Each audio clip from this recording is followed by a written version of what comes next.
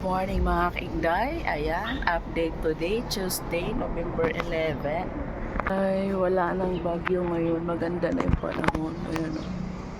Ayan, tapos ayan, tingnan mo yung mga halaman natin, ayan o. Ayan, so tingnan mo yung money tree, buti na lang, pinutol ko yung pinakadulo ng money tree, at eto ngayon siya mga kainday o. Pinuso ko dito. Kasi kung hindi namin pinutol yan, kung hindi ko pinutol yan, malamang nabali na yan mga kainday.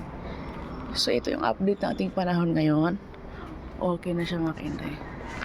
Yan, sa wakas, wala na yung bagyo mga kainday. Wala nang ulan.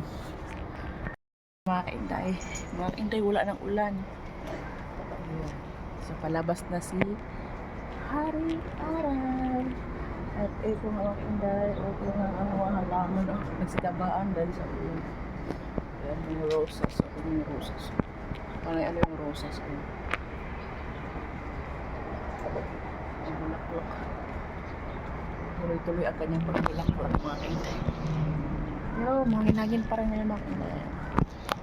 Ayan, hangin-hangin pa rin nakikita sa mga dahon ba yun. So yun lang mga kainday, yun lang yung update ngayon. Thank you for watching.